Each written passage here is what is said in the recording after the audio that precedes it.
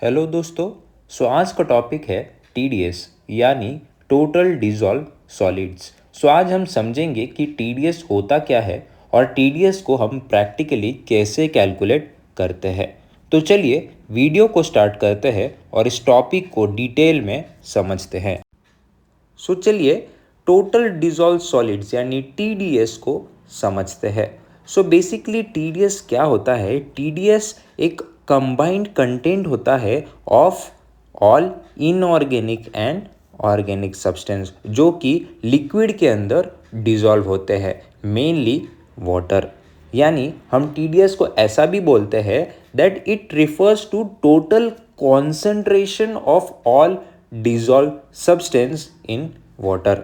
Now ये dissolve substance क्या होते हैं? तो वो होते हैं minerals, salts, metals, cations, anions जो कि पानी के अंदर मिक्स्ड है एट अ मॉलिक्यूलर और आयनिक लेवल, जो कि हमारे नेकेड आइज से विजिबल नहीं है। अगर मैं इनऑर्गेनिक सॉल्ट्स के बारे में अगर बात करता हूँ, उनमें आता है calcium, magnesium, sodium, potassium, chloride, sulphates, bicarbonates. अगर मैं मेटल्स के बारे में बात करता हूँ तो उसमें आते हैं आयरन, कॉपर, जिंक।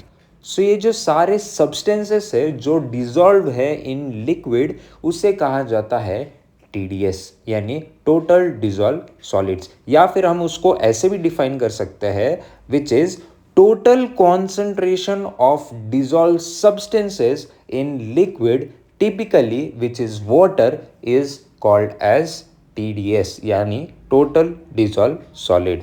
इस टीडीएस को हम मेजर करते हैं by using equipment called as TDS meter. ये जो टीडीएस मीटर होता है वो एक इलेक्ट्रॉनिक डिवाइस है जो कि मेजर करता है concentration of dissolve solids in liquid. Basically क्या होता है, ये जो टीडीएस मीटर होता है वो डिटेक्ट करता है इलेक्ट्रिकल कंडक्टिविटी ऑफ लिक्विड को।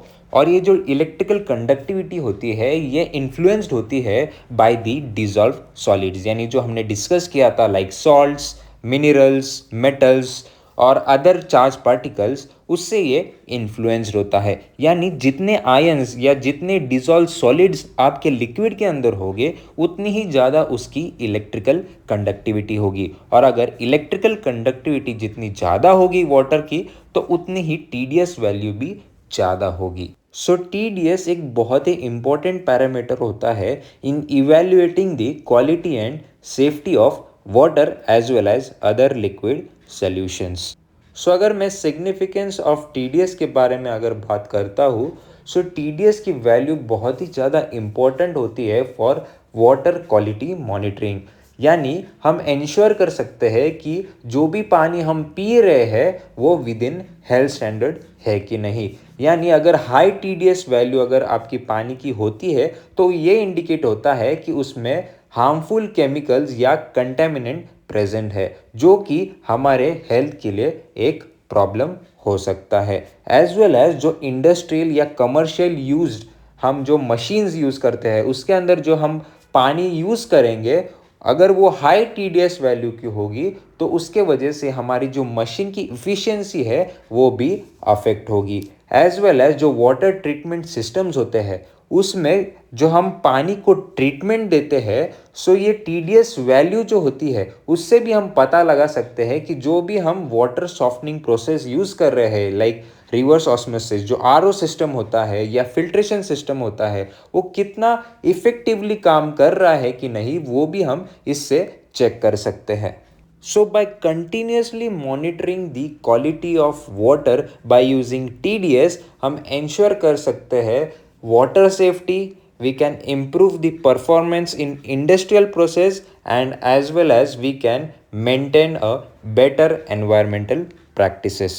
ये जो TDS वैल्यू होती है उसे हम कैलकुलेट करते हैं इन ppm जो होता है पार्ट्स पर मिलियन, और हम उसे और एक यूनिट में मेजर करते हैं जो होता है मिलीग्राम पर लीटर।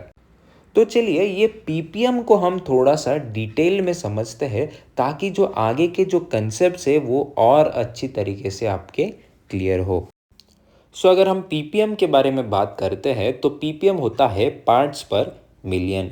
यानी 1 part of a substance of solute is present in 10 lakh parts of the total mixture यानी सॉल्यूशन में। So suppose for an example मैं 1 मिलीग्राम सॉल्ट को यहाँ पे कंसिडर करता हूँ और मैं उसको मिक्स करता हूँ इन 1 लीटर ऑफ वाटर। सो यहाँ पे जो सॉल्ट है, जो 1 मिलीग्राम सॉल्ट है वो मेरी सल्यूट है और जो मेरा 1 लीटर वाटर है वो मेरा सॉल्वेंट है। सो ये जो 1 लीटर वाटर है उसको मैं 1000 ग्राम्स भी बोल सकता हूँ क्योंकि डेंसिटी ऑफ वाटर जो है वो लगभग 1 है। तो यहाँ पे 1 लीटर इज इक्वल्स टू मैं 1000 ग्राम्स बोल सकता हूँ। बट जब मुझे ग्राम्स को मिलीग्राम्स में कन्वर्ट करना है, जब मुझे 1000 ग्राम को मिलीग्राम में कन्वर्ट करना है, तब उसकी वैल्यू आएगी लगभग 10 लाख मिलीग्राम। सो यहाँ पे मैं बोल सकता हूँ कि 1 litre of water is equivalent to 10 lakh milligram of water.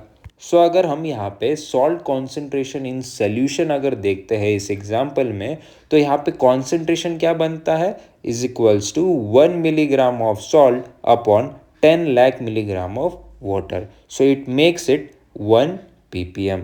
सो यहाँ पे 1 ppm क्या इंडिकेट करता है, every million part of water there is 1 part of salt. So similarly मैं एक दूसरा एग्जांपल लेता हूँ जिसमें मैं टैप वाटर का TDS वैल्यू यहाँ पे मैं चेक करता हूँ। सो सिमिलर कंसेप्ट पे जब मैं इसकी TDS वैल्यू चेक करता हूँ तब मुझे इसकी वैल्यू मिलती है 500 ppm। सो यहाँ पे इसका मीनिंग क्या हुआ, ये क्या इंडिकेट करता है 500 ppm। सो इसका ये मीनिंग है कि 500 milligrams of dissolve solids present है इन 1 लीटर ऑफ वाटर। यहाँ पे डिजॉल्व सॉलिड्स हमारे क्या थे, यहाँ पे सॉल्ट्स, मिनरल्स, मेटल्स जो हमने लास्टली डिस्कस किया था। सो इसका मीनिंग ये होता है। सो जो वाटर क्वालिटी होती है वो हम TDS रेंज से उसे पता लगा सकते हैं और इस TDS रेंज से हम ये भी डिफाइन कर सकते हैं कि वो गुड फॉर या फिर सेफ फॉर ह्यूमन कंजम्पशन है कि नहीं, एज वेल एज जो वाटर क्वालिटी है वो हम मशीन्स में यूज़ कर सकते हैं या नहीं। तो चलिए चार्ट थ्रू अभी हम इसको समझते हैं। सो अगर वाटर की जो TDS वैल्यू है वो अगर 0 to 50 ppm है तो उसे हम डीमिनरलाइज वाटर या फिर डिस्टिल वाटर कहते हैं क्योंकि उसमें जो डिजॉल्व सॉलिड्स होते हैं यानी जो मिनरल सॉल्ट्स, आप मेटल्स बोल सकते हैं, उसका जो प्रमाण है वो ना के बराबर होता है, इसलिए हम इसे डिस्टिल वाटर कहते हैं। सो ये पीने के लिए तो सेफ़ होता है बट जनरली आप इसे कंज्यूम नहीं कर सकते हैं डेली बेसिस पे क्योंकि हमारे बॉडी को भी मिनरल्स की सम एक्सटेंट में ज़रूरत होती है। बट फॉर मशीनिंग प्रोसेस आप ये डिस्टिल वाटर बहुत ही ज़्यादा यूज़ कर सकते हैं क्योंकि इससे आपकी मशीन की इफ़िशेंसी मेंटेन रहेगी। सो अगर वाटर की TDS रेंज 50 to 150 ppm है तो वो एक्सीलेंट क्वालिटी ऑफ वाटर कहा जाता है या उसे हम सॉफ्ट वाटर भी कहते हैं। ये फॉर ह्यूमन कंजम्पशन बहुत ही सेफ होता है। सो अगर वाटर की TDS वैल्यू 150 to 300 ppm है तो उसे हम मॉडरेट TDS वैल्यू कहते हैं, जो कि जो वाटर क्वालिटी होती है वो प्रिफर्ड है फॉर ड्रिंकिंग क्योंकि इसके अंदर बैलेंस मिनरल कंटेंट होते हैं और जो कि हमारे बॉडी के लिए बहुत ही यूज़फुल होता है।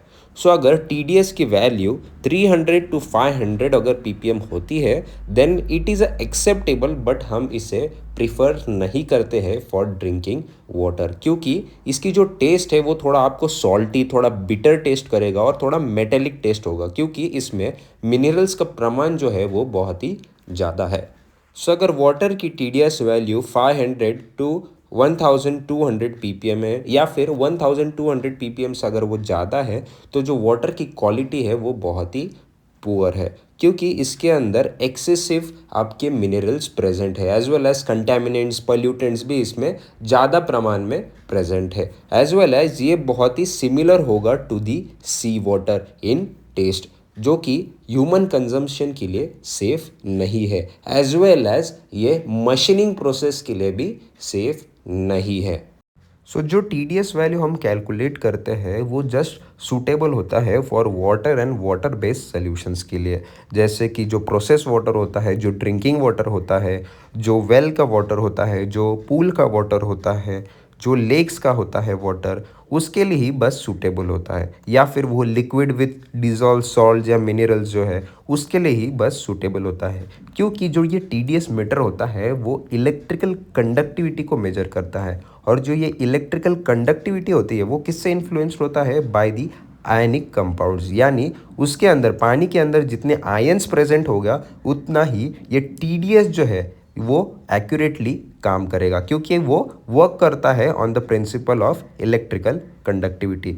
बट वो सूटेबल नहीं होता है for the non aqueous liquid या फिर लिक्विड बेवरेजेस, क्योंकि लिक्विड बेवरेजेस के अंदर क्या होता है, आपका शुगर होता है। सो ये शुगर जो होता है ये एक नॉन आयनिक कंपाउंड है। सो नॉन आयनिक कंपाउंड होने की वजह से ये कंट्रीब्यूट नहीं करता है टुवर्ड्स दी कंडक्टिविटी, जिससे कि इनएक्यूरेट रिजल्ट्स आपको मिलेंगे।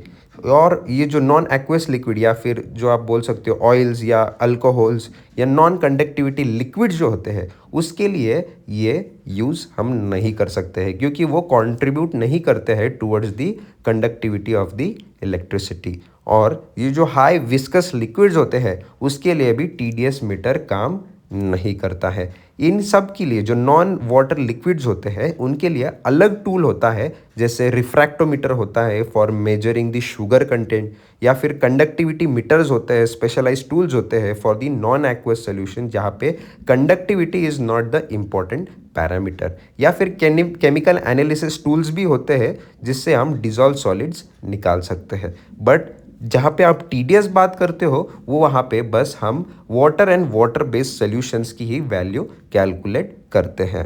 सो TDS टॉपिक को हमने इसमें डिटेल में इसे समझ लिया है। अभी हम इसको प्रैक्टिकली कैसे हम TDS वैल्यू को कैलकुलेट करते हैं वो अभी देखते हैं। सो बेसिकली क्या होता है, जब हम TDS को कैलकुलेट करते हैं हमारे पास TDS मीटर होना चाहिए। सो ये TDS मीटर एक बहुत ही छोटा पोर्टेबल डिवाइस होता है जिसमें बस आपको जो थर्मोमीटर होता है वैसा ही सिमिलरली होता है। ये 200-300 रुपीज़ में आपको ये मिल जाएगा।